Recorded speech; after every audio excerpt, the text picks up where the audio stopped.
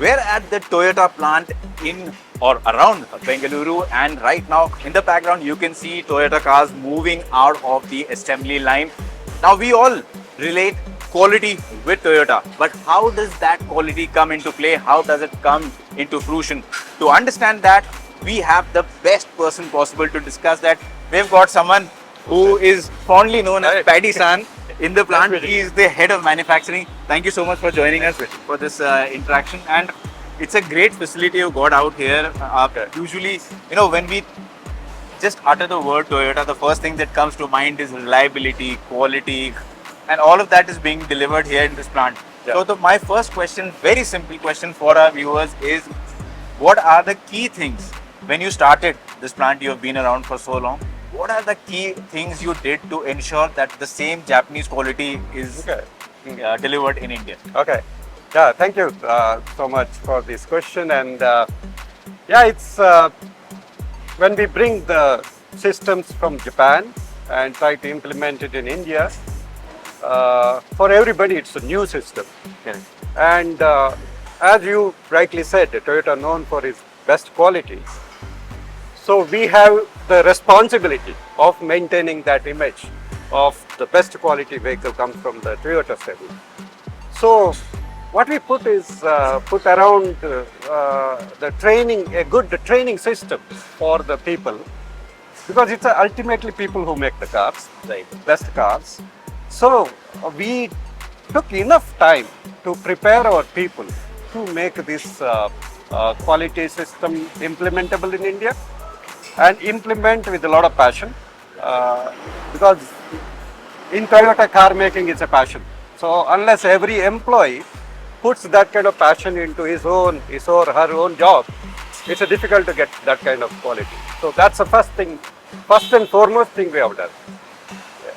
Now, you've been with Toyota so many years, you have seen this plant changing through so many cycles. Yeah. What is the biggest change in terms of manufacturing that you have seen in the last years, maybe 10, 15 years? What is the biggest change that has come through? Okay. Well, in the initial stages, we had a lot of manual processes. We had a lot of employees who had to carry the parts from one place to another, then inspect the vehicle using more manual systems. So it was very difficult for the employee. So what we try to do is bring in some kind of a technology which will assist these members and make their job easy. Right. So when we bring this technology, it's not the intention is not that we have to bring the technology because it's available somewhere. That's not the way we look at it. We keep the people again as a fulcrum of everything.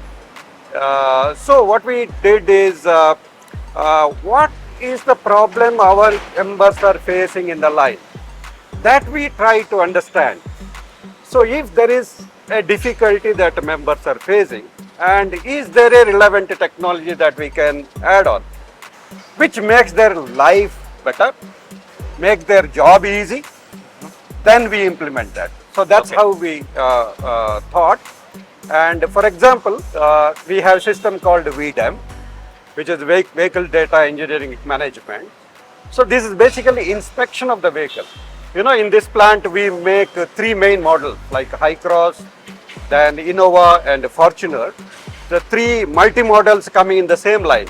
Right. So it comes in alternative or sometimes in a sequence. It can be based on the market demand. And each model has multiple variants. So each variant needs to be checked from what part is required to be fitted in these vehicles. So inspector's job is so difficult because he has to check hundreds of variants. So at the end of the day, he gets totally tired. And during the day also, there is a chance that he may miss something, which is not good. So we brought this VDEM system. This is kind of, you scan the body and it will show you what all the parts need to be checked in this particular vehicle. And they just take, press the iPad or the tablet, and automatically the data goes into the main system. And when the next vehicle comes, it changes, completely changes. So he need not memorize hundreds of options that each vehicle carries. So this has multiple benefits. One is benefit to the employee who is doing the inspection. Another one is the quick feedback to the production lines. Yes. If at all there is some change need to be done, some quality issue that has been found out, then it becomes easy to give the feedback. So all in all, everybody's life is made easy. Yeah. So that's how we look at these technologies also. Then we have the combi meter visual inspection system. You know, when you switch on the ignition of the car, many lights come into the combi meter, right? Yeah. If you observe that. Now, one of the job of the inspector is to check in this model, these many combi lamps has to be glowing. Now, there is hundreds of that, clusters, right?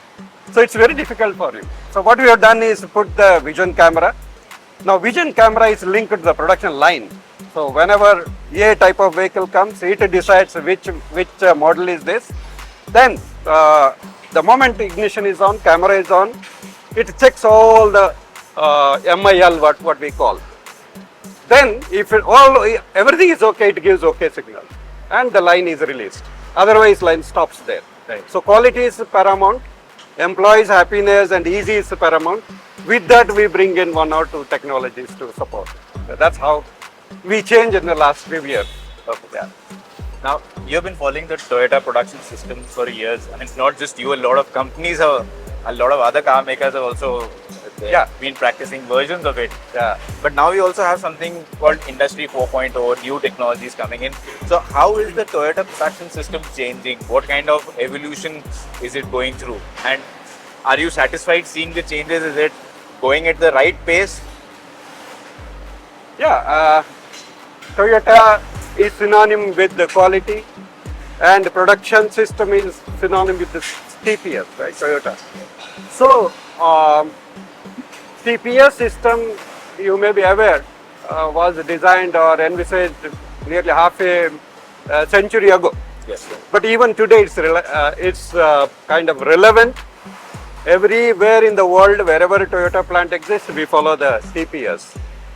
Now, it's a kind of bedrock, the foundation for our production.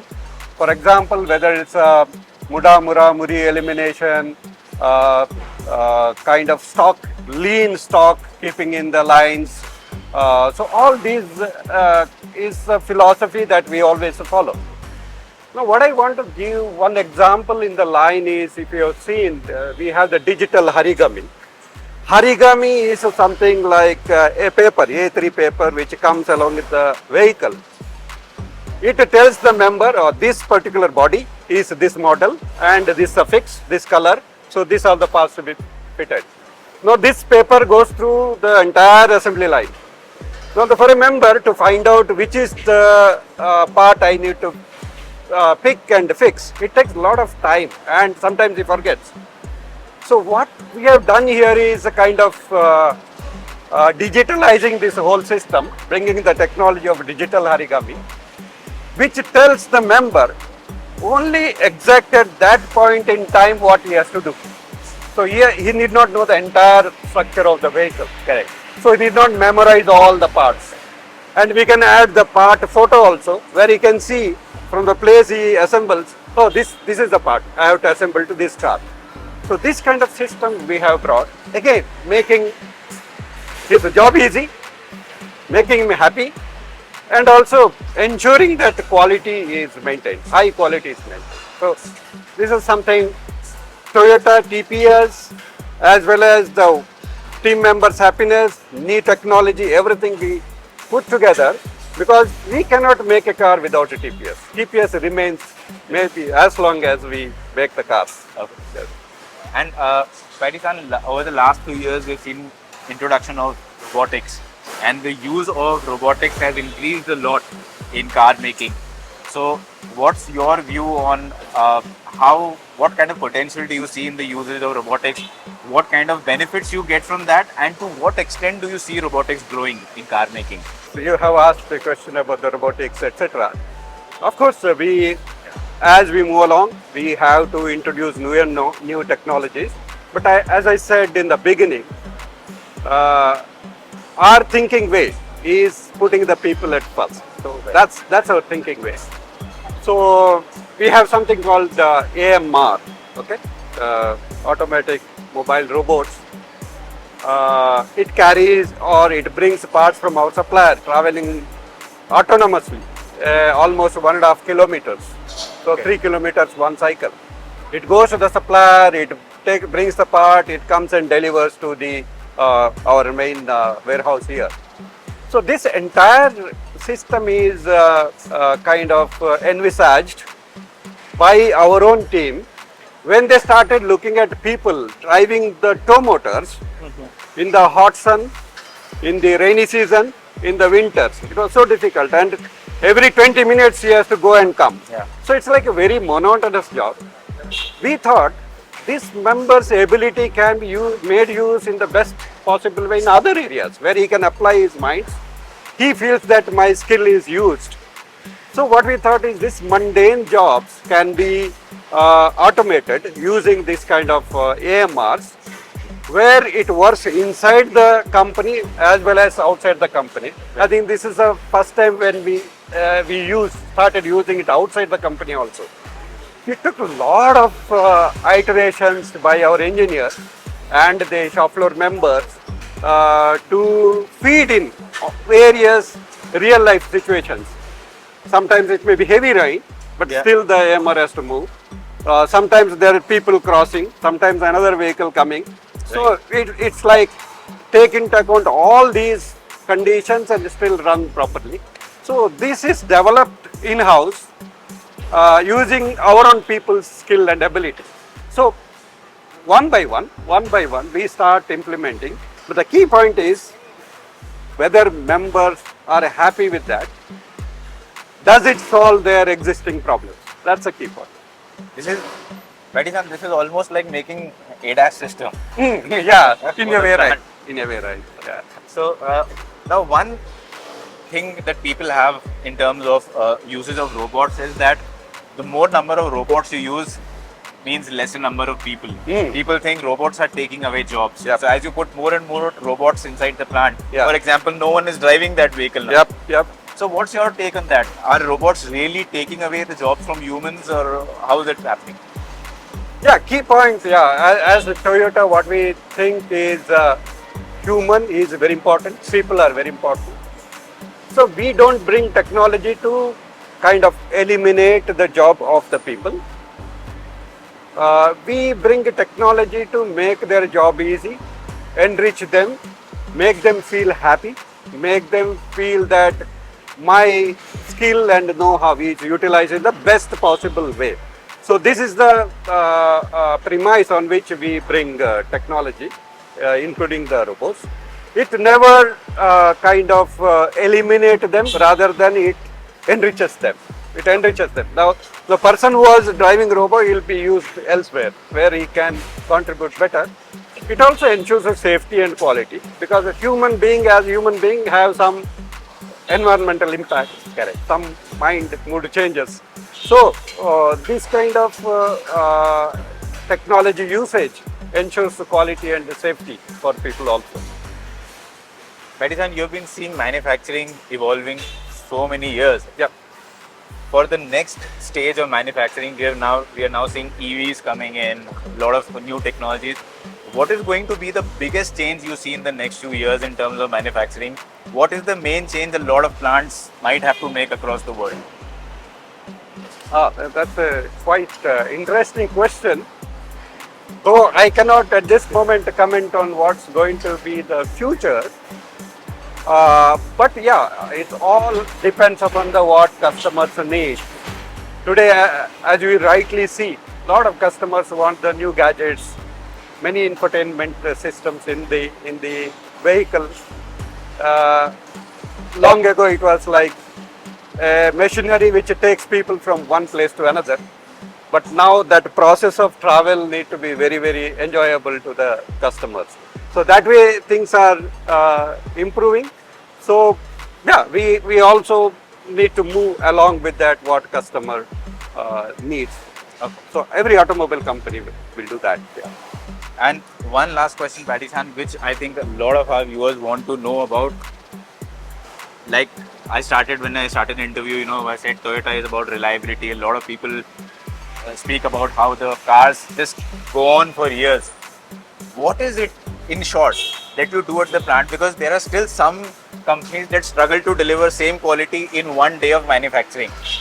What is it that you do that your cars can do million kilometers and still not have a breakdown? So what is it that you do here? In short, what makes Toyota cars so reliable?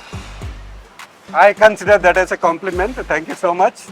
Yeah, I think it's end to end, right from the design of the vehicle, design of each part, manufacturing of each part, then ensuring the quality at each level, training the people, the motivated, empowered people who can raise the stop the production line whenever they see a small problem. For example, we have that line call system. Any team member, the worker, if they find that there is a small issue in the vehicle, whether he understands that as a problem or not, a different issue. But if he sees some abnormality, pull the chain, like in our train, pull the chain, the production line stops.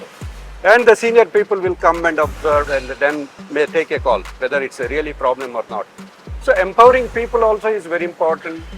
Suppliers, how you develop, because so that they bring get the best parts is also very important. For me, if you ask me in a simple way, good people, good process, good parts. These three things are very important to make a good product. It was a pleasure talking to you, Paddy San. Thank you for explaining all of these things, and it was a great experience seeing the plant. Thank you. Thank you so Same much. here. Thank you so much. Thanks so much.